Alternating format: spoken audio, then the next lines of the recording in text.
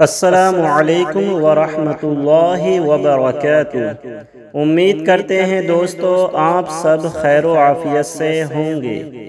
دوستو آج کی اس ویڈیو میں ہم آپ کو ایک ایسا عمل، ایک ایسا وظیفہ بتانے والے ہیں، یعنی سنانے والے ہیں کہ جس سے انشاءاللہ عز و جل آپ کی تمام پریشانیاں دور ہو جائیں گی۔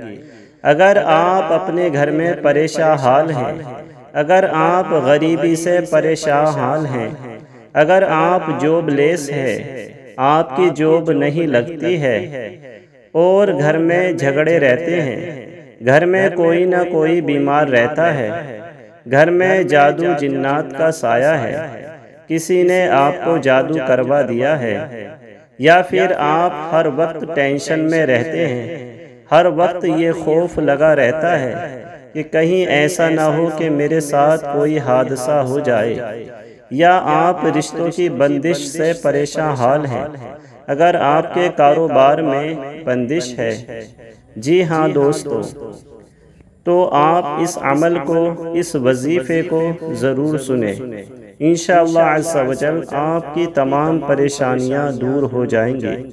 دوستو آپ سے گزارش ہے کہ اس ویڈیو کو لاسٹ تک ضرور سنیں اور دھیان سے ایک کمرے میں یا ایک جگہ الگ بیٹھ جائیں اور پورے دھیان سے توجہ کے ساتھ اس عمل کو، اس وظیفے کو، اس سورہ کو آپ سنیں۔ دوستو ایک اور آپ سے گزارش ہے کہ اگر آپ سچے پکے مسلمان ہیں تو آپ کو نماز کی پابندی کرنی چاہیے، کیونکہ جو مومن ہوتا ہے وہ کبھی نماز نہیں چھوڑتا ہے۔ آپ کو پانچوں وقت کی نماز پڑھنی چاہیے، کیونکہ دوستو اگر آپ نماز چھوڑتے ہیں تو نماز چھوڑنے سے گھر میں بے برکتی ہوتی ہے، روزی میں برکت نہیں ہوتی، عمر میں برکت نہیں ہوتی۔ اگر آپ نماز کی پابندی کریں گے تو انشاءاللہ عز و جل اس کی برکت سے آپ کی تمام پریشانیاں دور ہو جائیں گی۔ اور دوستو اگر آپ کے کوئی رشتہ دار ہیں یا آپ کے ساتھی ہیں، آپ کے دوست ہیں، فرینڈز ہیں، وہ بھی اگر پریشان حال ہیں، بیمار ہیں، تو ان کو بھی یہ ویڈیو آپ ضرور شیئر کریں، کیونکہ ہو سکتا ہے آپ کے ایک شیئر سے کسی کی زندگی بدل جائے، اور ثواب کی نیت سے اسے زیادہ سے زیادہ شیئر کریں، ثواب کی نیت سے اس ویڈیو کو خوب شیئر کریں۔ دوستو اس ویڈیو کو لاسٹ تک ضرور سنیں اور آپ آمین لکھیں۔ کمنٹ باکس میں آپ کو آمین لکھنا ہے، کیونکہ پتہ نہیں کس کی آمین اللہ عز و جل قبول فرما لے اور ہم سب کا بیڑا پار ہو جائے۔ تو دوستو آپ کو آمین کمنٹ باکس میں لکھنا ہے۔ تو آئیے بنا کسی دیری کے یہ عمل شروع کرتے ہیں۔ ہم پڑھیں گے اور آپ کو دھیان سے سننا ہوگا۔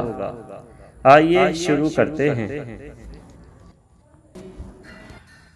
بسم اللہ الرحمن الرحیم۔ یاسین والقرآن الحکیم انک لمن المرسلین علی صراط مستقیم تنزیل العزیز الرحیم لتنذر قوما ما انذر آباؤهم فهم غافلون لقد حق القول على أكثرهم فهم لا يؤمنون إنا جعلنا في أعناقهم أغلالا فهي إلى الأذقان فهم مقمحون وجعلنا من بين أيديهم سدا ومن خلفهم سدا فأغشيناهم فهم لا يبصرون وسواء عليهم أأنذرتهم أم لم تنذرهم لا يؤمنون إنما تنذر من اتبع الذكر وخشي الرحمن بالغيب فبشره بمغفرة وأجر كريم. إنا نحن نحيي الموتى ونكتب ما قدموا وآثارهم وكل شيء أحصيناه في إمام مبين. واضرب لهم مثلا أصحاب القرية إذ جاءها المرسلون إذ أرسلنا إليهم اثنين فكذبوهما فعززنا بثالث فقالوا إنا إليكم مرسلون. قالوا ما أنتم إلا بشر مثلنا وما أنزل الرحمن من شيء إن أنتم إلا تكذبون. قالوا ربنا يعلم إنا إليكم لمرسلون وما علينا إلا البلاغ المبين. قالوا إنا تطيرنا بكم لئن لم تنتهوا لنرجمنكم وليمسنكم منا عذاب أليم. قالوا طائركم معكم أئن ذكرتم بل أنتم قوم مسرفون. وجاء من أقصى المدينة رجل يسعى قال يا قوم اتبعوا المرسلين اتبعوا من لا يسألكم أجرا وهم مهتدون. وما لي لا أعبد الذي فطرني وإليه ترجعون. أأتخذ من دونه آلهة إن يردني الرحمن بضر لا تغن عني شفاعتهم شيئا ولا ينقذون. إني إذا لفي ضلال مبين. إني آمنت بربكم فاسمعون. قيل ادخل الجنة قال يا ليت قومي يعلمون بما غفر لي ربي وجعلني من المكرمين. وما أنزلنا على قومه من بعده من جند من السماء وما كنا منزلين. إن كانت إلا صيحة واحدة فإذا هم خامدون. يا حسرة على العباد ما يأتيهم من رسول إلا كانوا به يستهزئون. ألم يروا كم أهلكنا قبلهم من القرون أنهم إليهم لا يرجعون. وإن كل لما جميع لدينا محضرون. وآية لهم الأرض الميتة أحييناها وأخرجنا منها حبا فمنه يأكلون. وجعلنا فيها جنات من نخيل وأعناب وفجرنا فيها من العيون ليأكلوا من ثمره وما عملته أيديهم أفلا يشكرون. سبحان الذي خلق الأزواج كلها مما تنبت الأرض ومن أنفسهم ومما لا يعلمون. وآية لهم الليل نسلخ منه النهار فإذا هم مظلمون والشمس تجري لمستقر لها ذلك تقدير العزيز العليم والقمر قدرناه منازل حتى عاد كالعرجون القديم لا الشمس ينبغي لها أن تدرك القمر ولا الليل سابق النهار وكل في فلك يسبحون وآية لهم أنا حملنا ذريتهم في الفلك المشحون وخلقنا لهم من مثله ما يركبون وإن نشأ نغرقهم فلا صريخ لهم ولا هم ينقذون إلا رحمة منا ومتاعا إلى حين وإذا قيل لهم اتقوا ما بين أيديكم وما خلفكم لعلكم ترحمون وما تأتيهم من آية من آيات ربهم إلا كانوا عنها معرضين وإذا قيل لهم أنفقوا مما رزقكم الله قال الذين كفروا للذين آمنوا أنطعم من لو يشاء الله أطعمه إن أنتم إلا في ضلال مبين ويقولون متى هذا الوعد إن كنتم صادقين ما ينظرون إلا صيحة واحدة تأخذهم وهم يخصمون فلا يستطيعون توصية ولا إلى أهلهم يرجعون ونفخ في الصور فإذا هم من الأجداث إلى ربهم ينسلون قالوا يا ويلنا من بعثنا من مرقدنا هذا ما وعد الرحمن وصدق المرسلون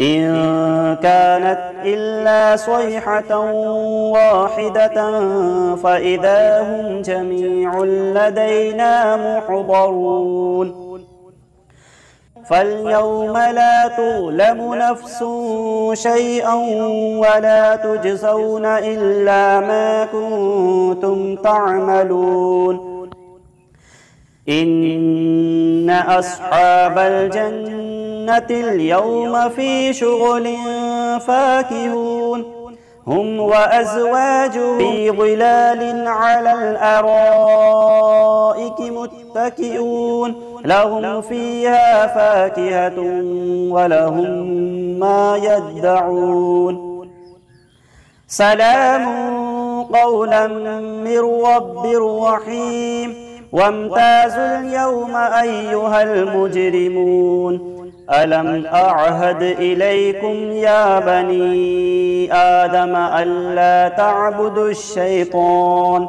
إنه لكم عدو مبين وأن اعبدوني هذا صراط مستقيم ولقد أضل منكم جبلا كثيرا أفلم تكونوا تعقلون هذه جهنم التي كنتم توعدون اصلوها اليوم بما كنتم تكفرون اليوم نختم على أفواههم وتكلمنا أيديهم وتشهد أرجلهم بما كانوا يكسبون ولو نشاء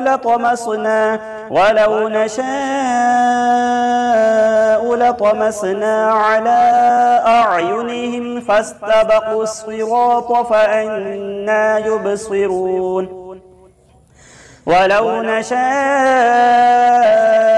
لمسخناهم على مكانتهم فما استطاعوا مضيا ولا يرجعون ومن نعمره ننكسه في الخلق أفلا يعقلون وما علمناه الشعر وما ينبغي له إن هو إلا ذكر وقرآن مبين لينذر من كان حيا ويحق القول على الكافرين أولم يروا أنا خلقنا لهم مما عملت أيدينا أنعاما فهم لها مالكون وذللناها لهم فمنها ركوبهم ومنها يأكلون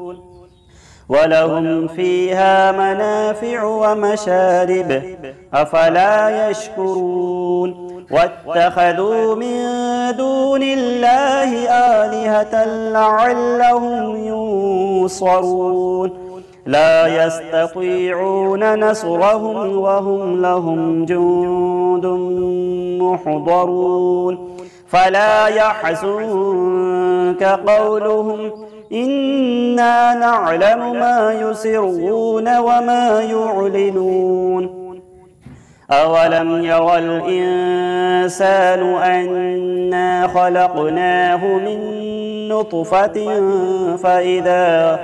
من نطفة فإذا هو خصيم مبين وضرب لنا مثلا ونسي خلقه قال من يحيي العظام وهي رميم قل يحييها الذي أنشأها أول مرة وهو بكل خلق عليم الذي جعل لكم من الشجر الأخضر نارا فإذا أنتم منه توقدون أوليس الذي خلق السماوات والأرض بقادر على أن يخلق مثلهم بلى وهو الخلاق العليم إنما أمره إذا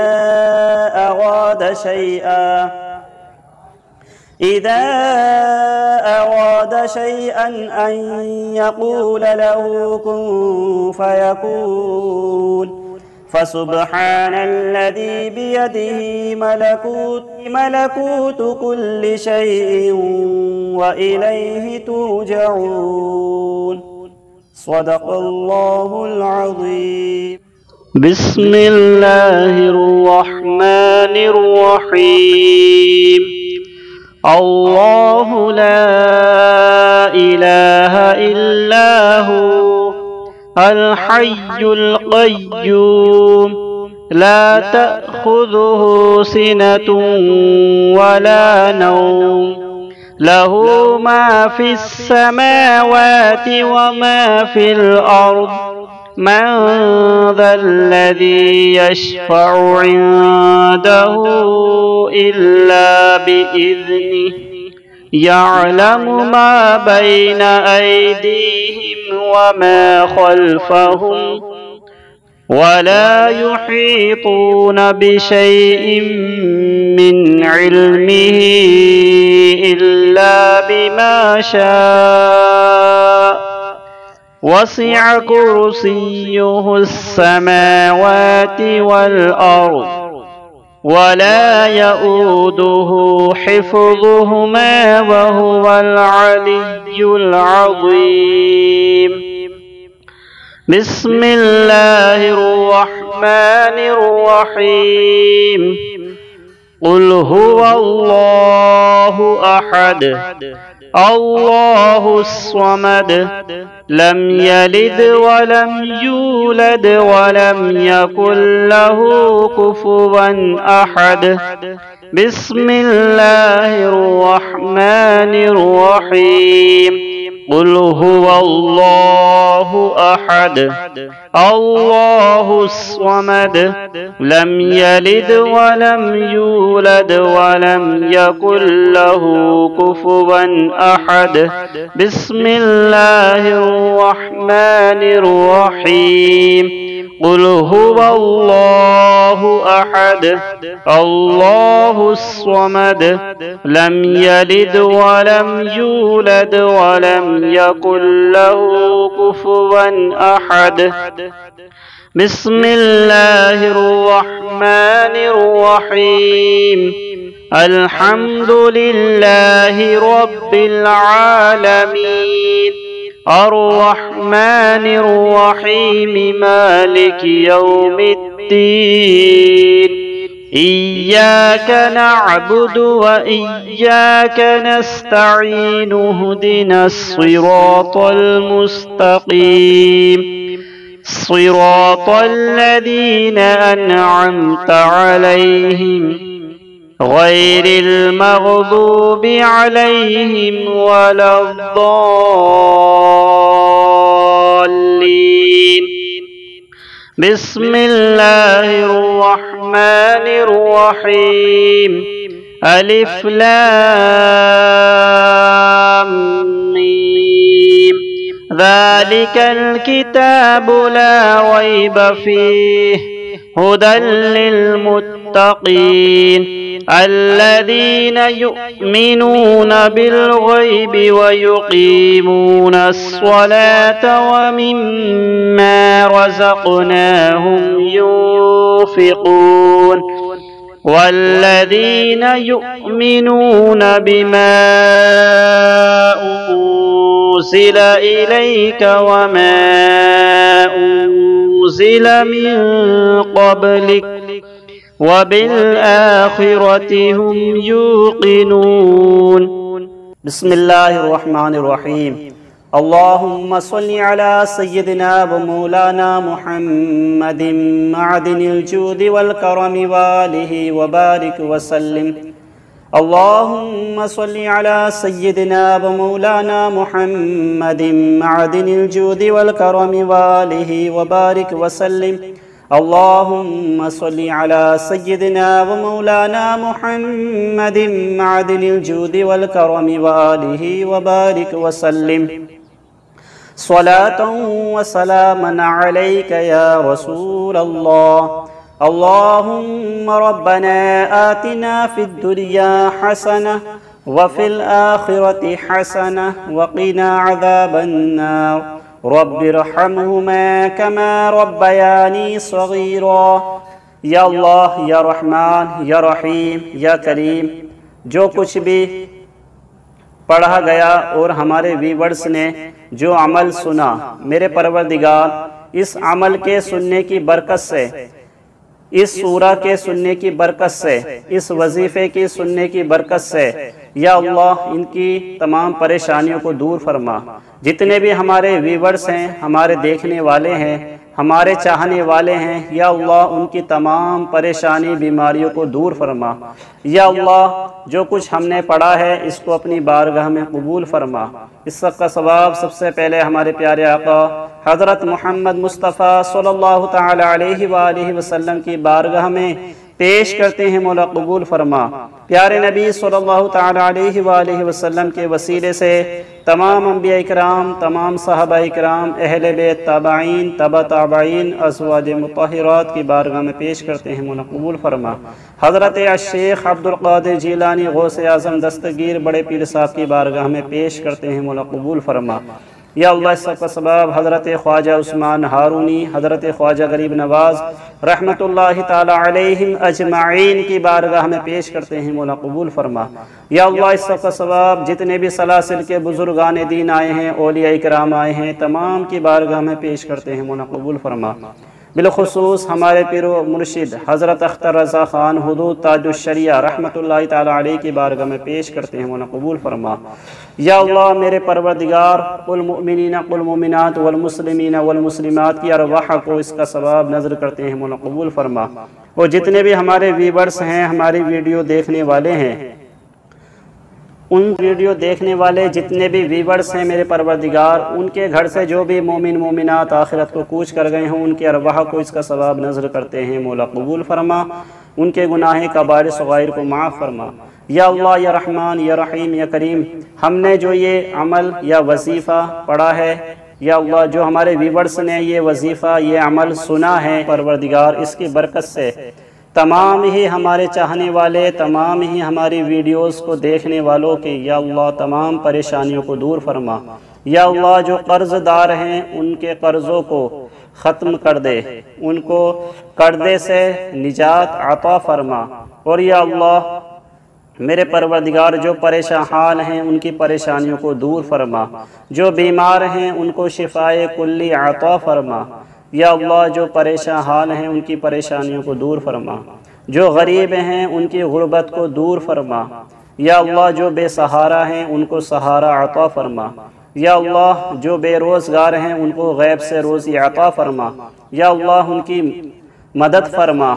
या अल्लाह उनके घर पर रहमत व अनबार की बारिशें नाजिल फरमा। या अल्लाह हमारे तमाम ही देखने वालों को, हमारी तमाम ही व्यूवर्स को पक्का सच्चा नमाजी बना, इस्लामी ज़िंदगी अता फरमा। और या अल्लाह उनके जायज़ कामों में खूब बरकतें अता फरमा, उनके कारोबार में तरक्की अता फरमा। और या अल्लाह जो भी हमारे इस्लामी भाई जॉबलेस हैं, जॉब पर नहीं है, उनको अच्छी जॉब अता फरमा, जायज़ कारोबार अता फरमा। या अल्लाह जो हमारे भाई बहन रिश्तों से बैठे हुए हैं, या अल्लाह उनके लिए नेक रिश्ते अता फरमा, उनके रिश्ते अता फरमा। या अल्लाह तमाम मुसलमानों की तमाम परेशानी बीमारियों को दूर फरमा। और या अल्लाह हम सबको इस्लामी ज़िंदगी अता फरमा, ईमानी मौत अता फरमा, गुनाहों की जलील बीमारी से बचने की तौफीक अता फरमा। या अल्लाह जहाँ जहाँ परेशान हाल हैं, जितने भी मुसलमान परेशान हाल हैं, जितने भी हमारे भाई मुसलमान परेशान हाल हैं, उनकी परेशानी बीमारियों को दूर फरमा, उनकी तंग दस्ती को दूर फरमा, उनकी गैब से मदद फरमा।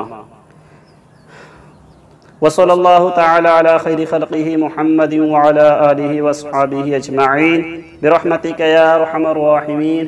अल्लाहुम्मा आमीन बिहक़्क़ि ला इलाहा इल्लल्लाह मुहम्मदुर रसूलुल्लाह। उम्मीद करते हैं दोस्तों आपने ये वीडियो पूरी देखी होगी। तो दोस्तों आपने इस अमल को सुना और दुआ में शामिल भी रहे।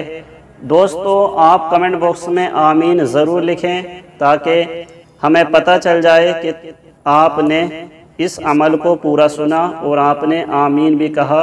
और आपकी आमीन को और हमारी दुआ को अल्लाह ताला अपनी बारगाह में कबूल फरमाए। अस्सलामु अलैकुम व रहमतुल्लाहि व बरकातुहू।